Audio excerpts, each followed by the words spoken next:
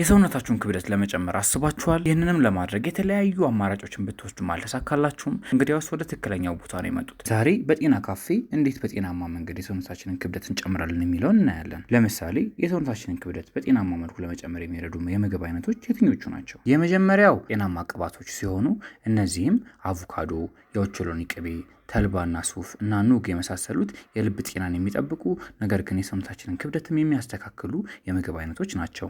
ሁለተኛ የሰውነት ገንቢ ፕሮቲን ሲሆን ከነዚህም መካከል የዶሮ እንቁላል፣ የዶሮ ስጋና ቀይ ስጋ መመገብ የሰውነታችንን ክብደት በጤናማ መልኩ ያስተካክልልናል። በሶስተኛነት የሚቀመጡት ውስብስብ ካርቦሃይድሬት ወይም ኮምፕሌክስ ካርቦሃይድሬቶች ሲሆኑ እነዚህ የምግብ አይነቶች እንደ ጤፍ፣ አጃ፣ ስኳር ድንች፣ በቆሎና ድንች የመሳሰሉትን የሚያካትቱ ናቸው። በጤናማ መልኩ ሰውነትን ስለመጨመር እንዲሁም የተሳሳቱ አመለካከቶችን ጨምረን ዩቲዩባችን ላይ ረዘም ያለ ቪዲዮ ለቀንላችኋል። ባዮአችን ላይ ባለው ሊንክ በመጠቀም ሰብስክራይብ ያድርጉ።